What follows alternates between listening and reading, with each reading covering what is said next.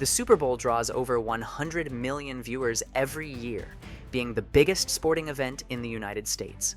A single game can bring hundreds of millions of dollars. But some stadiums are banned and no longer able to bring Super Bowl to the locals, despite being in major NFL cities. So why are these stadiums permanently off the list? Let's find out. M&T Bank Stadium opened in 1998 as a modern 71,000-seat venue in downtown Baltimore. It has been praised as a quality facility and has hosted numerous major sporting events, but when it comes to hosting a Super Bowl, it simply doesn't make the cut. Why? Commissioner Roger Goodell explained it clearly during a 2012 fan forum at the stadium. It takes probably 25,000 hotel rooms to be able to host a Super Bowl now, He said, a number Baltimore just doesn't have on its own. The region would need to use hotels as far as Washington, D.C., or suburban Maryland and Northern Virginia, creating transportation nightmares. And with February temperatures usually in the mid-40s, below the NFL's preferred 50-degree threshold, the cold weather makes things worse. In 2017, Goodell suggested an interesting idea, the I-95 Super Bowl, which would combine Baltimore and Washington resources. Clearly, there's an infrastructure between the two communities. He noted. But even this creative plan had problems when he pointed out that the event brings 150,000 to 200,000 people and puts too much pressure on smaller cities. It's really tough to do, and it puts a lot of stress on smaller communities. He explained. The Ravens' leaders have been honest about their chances, with one team official warning fans to be careful what you wish for, because hosting is such a huge job. Even though Baltimore has a beautiful downtown stadium that hosted Army-Navy games and playoff battles, it remains out of the Super Bowl conversation unless big changes happen. While Baltimore lacks hotel rooms, FedEx Field, just 32 miles away, faces its own more pressing issues that keep the Super Bowl out of the nation's capital. FedEx Field opened in 1997 in Landover, Maryland as the home of Washington's NFL team. In the late 1990s, it was one of the league's biggest stadiums, with capacity expanded above 80,000 at one point. Today, it's known more for its problems than its good points. Like Baltimore, Washington has weather issues, with February temperatures around 47 degrees Fahrenheit. But the stadium has deeper problems. It sits in suburban Landover, about 5 miles outside D.C. itself, and has terrible traffic issues. Even the NFL has described it as a clunky venue about a half-hour drive in no traffic, which is mythical in D.C. The facility has gotten worse over time, with national embarrassment coming in 2021 when a railing broke during a game, sending fans falling toward visiting players. Interestingly, Washington last hosted the Super Bowl, in a logistical sense, in January 1992. That was simply the site of Super Bowl 26's host committee headquarters, while the game was played in Minneapolis, a reminder that D.C. had the hotels and meeting space, but not the right venue. Former owner Dan Snyder pushed hard for a Super Bowl after New York's cold weather experiment in 2014. In a fall 2013 interview, Snyder insisted, "We want a Super Bowl here. We deserve a Super Bowl here. It's the nation's capital. It makes all the sense in the world." Yet, NFL leaders weren't convinced. The league has been clear. Washington might someday host a Super Bowl, but only after building a new, preferably domed stadium. Goodell has said, "I can't think of a better place for a Super Bowl than in the nation's capital," while cautioning it's premature until there's a suitable venue. With new owners since 2023, talks about a future stadium have picked up, but FedEx Field itself will stay one of those stadiums that never gets to host the NFL's biggest game.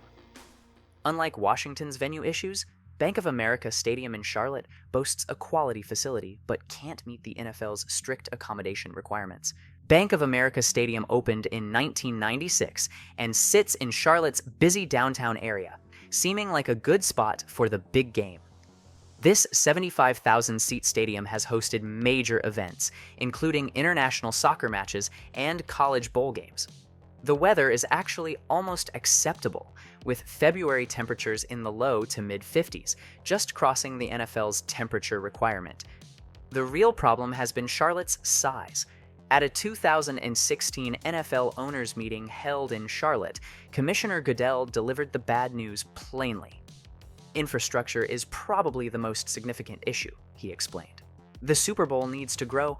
It's an extraordinary event that just takes place in a very large city with a lot of hotel rooms and a lot of facilities. Back then, Charlotte had nowhere near the 20,000 luxury hotel rooms the NFL requires, and was well below the overall 25,000 room threshold. Charlotte has grown a lot since then. The city successfully hosted the Democratic National Convention in 2012, proving it could handle large events. By 2024, local business leaders were strongly making their case at a Charlotte City Council meeting. Keith Cockrell, Bank of America's Charlotte president, pointed to Jacksonville's 2005 hosting as proof that smaller cities can succeed. If Jacksonville, Florida can host a Super Bowl, nothing against Jacksonville, but they didn't have the hotel space. No. They brought in cruise ships. They brought in cruise ships. There's the headline. So you have to have the courage to dream and find the solutions to ensure that you can accommodate the visitors that are going to occur. He urged the city to have the courage to dream. Yet Vinay Patel, chair of Charlotte's Visitor Authority, admitted a hard truth. I don't think we are ever going to be, this city with an outdoor stadium is ever going to be on a Super Bowl rotation. That's already been given, right? It's going to be the New Orleans of the world, the Floridas of the world. But yes, we have the opportunity to go get it at least once after this. So yeah, we've got from an industry perspective, from a hotel rooms, a restaurant, cultural facilities, destinational assets, we have everything we need that the NFL would look for. For now, this growing southern city keeps investing millions in stadium improvements, chasing that hard-to-get Super Bowl bid. Seattle's Lumen Field offers the hotel capacity Charlotte lacks, but the Pacific Northwest's notorious rainfall creates a different obstacle. Lumen Field opened in 2002 in Seattle and is known for its incredible noise, holding the Guinness World Record for loudest outdoor stadium at 142.2 decibels. The stadium was designed with potential add-on seating in the end zone to reach 72,000 seats, meeting the NFL's 70,000 minimum requirement for Super Bowl hosts. Seattle's Super Bowl journey began decades ago. In the 1970s and 80s, while playing in the Domed Kingdom, Seattle made 8 different bids over 12 years. All were rejected. The NFL Site Selection Committee noted that the Kingdom's seating capacity, just over 64,000, was about 20,000 seats fewer than what the league preferred. Then Commissioner Pete Rozelle turned down one attempt by saying, Seattle's weather reminded no member of the NFL Site Selection Committee of South Beach or Venice Beach, showing how much the league prefers warm weather. The modern push began in 2012 when the Seahawks submitted paperwork showing interest in hosting. With Paul Allen, Microsoft co-founder and the NFL's richest owner at the time, Seattle had a powerful supporter. Allen's influence was considered Seattle's biggest asset, as other owners would want to engage more fully with the wealthy businessmen. A Seattle Post-Intelligencer report in 2013 tallied about 12,750 hotel rooms in downtown Seattle and just shy of 35,000 in King County, which technically meets the NFL's 25,000 room requirement, but an unnamed team official gave a brutally honest assessment. It just doesn't pencil out as of now. We don't have the infrastructure and don't have a convention center big enough to pull it off. Seattle couldn't hold many outdoor fan events in February due to constant rain. Despite recent improvements, including a major convention center expansion in 2023, Seattle remains the largest U.S. city never to host a Super Bowl, a surprising omission for a city with such devoted football fans. Philadelphia's Lincoln Financial Field stands as our final example, a venue with nearly every Super Bowl requirement except the crucial roof that keeps February events viable. Lincoln Financial Field opened in 2003 in Philadelphia with a capacity of about 69,000. The Link might be the most qualified stadium never to host a Super Bowl. Philadelphia is America's 4th largest media market, with tens of thousands of hotel rooms, a huge convention center, and some of the NFL's most loyal fans. The only real problem? cold weather. Philadelphia's February temperatures are usually in the low 40s, with snow always possible. The NFL remembers the problems when an unexpected ice storm hit Atlanta's outdoor Super Bowl in 2000, shutting down the city. When the Jets and Giants received approval to bid for the 2014 Super Bowl with their open-air MetLife Stadium, the NFL explicitly called the New York and New Jersey situation unique, a one-time exception, citing the heritage and history of football in that region. This set a precedent that Philadelphia hoped to follow. Eagles owner Jeffrey Lurie has spoken up about his city's qualifications, saying, "Philly would be a great place to host it. It has everything. All the infrastructure, fourth largest city in the country, state-of-the-art stadium, and great fan base." When New York hosted in 2014, Philadelphia actually had warmer temperatures that day, a fact local officials noticed when feeling they'd been unfairly left out. Surprisingly, Philadelphia has never placed an official Super Bowl bid, knowing that without a roof, their bid would likely be rejected. After years of disappointment, Lurie admitted in early 2025 that he faces a tough choice.